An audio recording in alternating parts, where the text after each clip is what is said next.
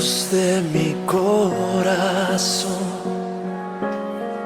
en ti encontré mi salvación. Miércoles 22 de marzo, mitad de semana, y es un privilegio el poder compartir el mensaje de la bendita palabra de Dios. El evangelio para hoy está tomado de San Juan, capítulo 5, versículos del 17 al 30. Doy lectura a la palabra de Dios en el nombre del Padre, del Hijo y del Espíritu Santo. Amén. En aquel tiempo Jesús dijo a los judíos que lo perseguían por hacer curaciones en sábado: Mi Padre trabaja siempre y yo también trabajo. Por eso los judíos buscaban con mayor empeño darle muerte, ya que no solo violaba el sábado, sino que llamaba Padre suyo a Dios, igualándose así con Dios. Entonces Jesús les habló en estos términos: Yo les aseguro, el Hijo no puede hacer nada por su cuenta, y solo hace lo que le ve hacer al Padre. Lo que hace el Padre también lo hace el Hijo. El Padre ama al Hijo y le manifiesta todo lo que hace. Le manifestará obras todavía mayores que estas, para asombro de ustedes.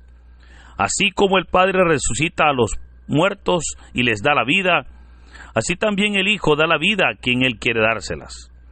El Padre no juzga a nadie, porque todo juicio se lo ha dado al Hijo, para que todos honren al Hijo como honran al Padre. El que no honra al Hijo tampoco honra al Padre.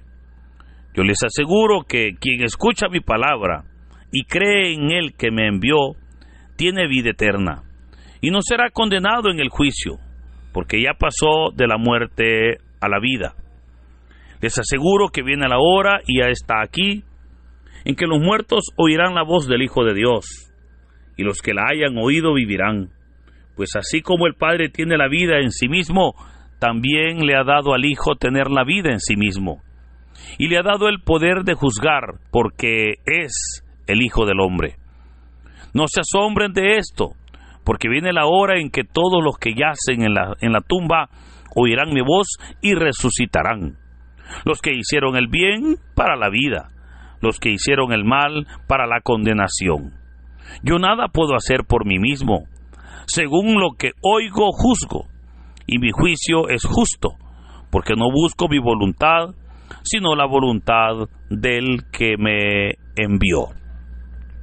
Hermanos, esta es palabra del Señor. Gloria y honor a ti, Señor Jesús.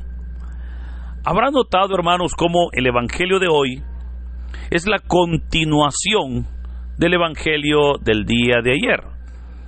Pues el día de ayer iniciábamos la lectura del capítulo 5 de este Evangelio de San Juan, y veíamos cómo Jesús, que va llegando a la ciudad de Jerusalén, entra por la puerta de las ovejas y llega al estanque en el cual, ¿verdad?, el estanque de Siloé, en el cual pues yacían muchos enfermos. Y específicamente se dirige el Señor a un paralítico, a un hombre que tenía 38 años de estar ahí esperando pues un momento, esperando un milagro. El Señor pues se dirige a él, y es el Señor el que con su misericordia le sana de su parálisis. Pero al sanarle, le dice que tome su camilla, ¿verdad?, y que se vaya para su casa. Esto pues hasta este momento todo estaba bien. El problema es que lo hizo en día sábado, y por haber hecho aquel milagro en día sábado, se desató, ¿verdad?, un conflicto para aquel hombre. Esto decíamos que este milagro fue el tercer milagro que el Evangelio de San Juan nos presenta, que el Evangelio le llama señal, o sea, la tercer señal. Pero ahora entonces, dado que esa señal pues se ha realizado, ahora viene Jesús y va a dar un discurso explicando las razones por las cuales Él ha hecho esa señal en aquel día sábado. Ahora, eso es importante porque el Señor Jesús, y especialmente en el Evangelio de San Juan, vemos cómo pareciera como que esa es una cualidad. El Señor hace un milagro, hace una señal y se ve obligado a dar un discurso en el cual da la enseñanza y obviamente explica el milagro que acaba de hacer, ¿verdad? Eso se va a dar en el Evangelio de San Juan en todas las señales.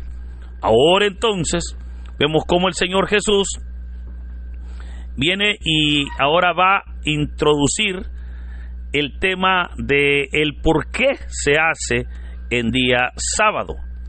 Ahora, quiero recordarle, antes de meditar el texto de hoy, cómo el Evangelio de San Juan tiene varios propósitos. O sea, los escritores y especialmente los autores de este Evangelio, ¿verdad? Que sabemos que fue Juan, pero también con su equipo, ellos tenían un propósito. ¿Y cuál era el propósito? Bueno, podemos mencionar varios propósitos.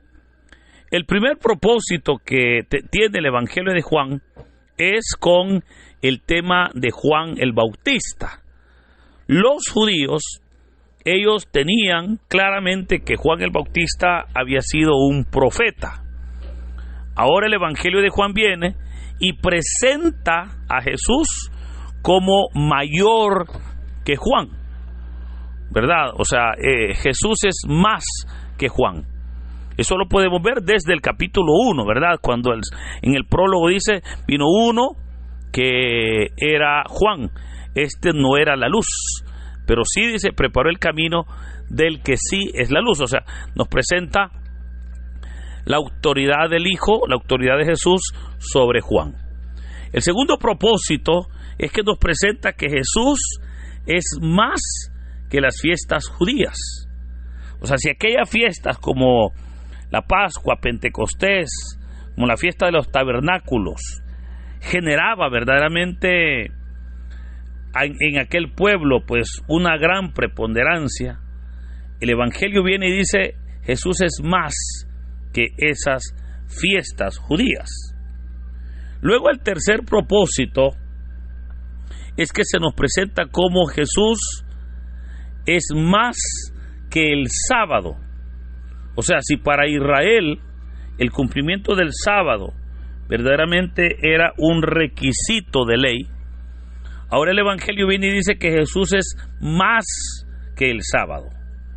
Y por último le puedo mencionar otro propósito, y es que también los judíos le daban una gran preponderancia al templo. Ahora el Evangelio de San Juan también presenta a Jesús que es más que el templo, ¿verdad? Entonces, entendiendo esto, ahora vemos una persecución hacia Jesús por las declaraciones que él va a dar. ¿Y qué es lo que el Señor ha dicho? Mire que el Señor ha dicho, mi Padre trabaja siempre y yo también trabajo. Jesús estaba reconociendo que el día sábado hacía muchas cosas, como sanar enfermos, como predicar, y eso obviamente era un trabajo. Pero aquí viene entonces, hermanos, cuando nosotros leemos esto, cuando dice, mi Padre trabaja, y yo también trabajo. O sea, el Señor declara que Él también, ¿verdad?, está trabajando. Ahora, y esto es muy profundo, ya lo vamos a ver detenidamente. Pero notemos, o sea, ¿por qué el Señor ahora está enfocado en hacer ver que el día sábado, que aún siendo sábado, el Señor seguía trabajando? Entonces, alguien podría decir, bueno, pero si Dios allá en el Antiguo Testamento dijo que aquella persona que trabajara en sábado tenía que morir. O sea, si, hermanos, allá en el libro de los Números, por ejemplo, cuando aparece que un hombre se fue a trabajar un día sábado y le fueron a decir a Moisés lo que estaba pasando, y Moisés le pregunta a Dios, Señor, ¿y qué hago? Y le dice el Señor, mátalo a él, a su mujer y a sus hijos por haber violado la ley del sábado. Ahora, si usted y yo hemos leído este texto y ahora vemos que Jesús no respetaba el sábado, entonces nos preguntamos, ¿por qué lo hacía? Y rápidamente puedo contarle, bueno, dos razones. La primera ya se la dije, pero ya se la voy a repetir. Y es la primera, porque Jesús era más grande que el sábado. O sea, esa es la razón por la cual el Señor Jesús no respetaba el sábado. Porque Jesús es más grande que el sábado. Y hermanos, esto sin pretender entrar en polémica con algunos grupos que pues honran el día sábado, ¿verdad? Y sin pretender entrar en pleitos, porque no es ese el punto, no es ese tampoco el propósito. Esto nos enseña a nosotros que hoy nosotros en el Nuevo Testamento tenemos verdaderamente el privilegio de ser y de tener a Cristo, que es mucho mayor que el sábado. O sea, si Israel se sentía dichoso porque Dios le había dado el sábado para que descansara, nosotros tenemos a Cristo y Cristo es nuestro reposo, Cristo es nuestro descanso. Pero también hay algo bien importante por lo cual el Señor quebrantaba muchas veces el sábado, y es, fíjese, por su aspecto humanitario.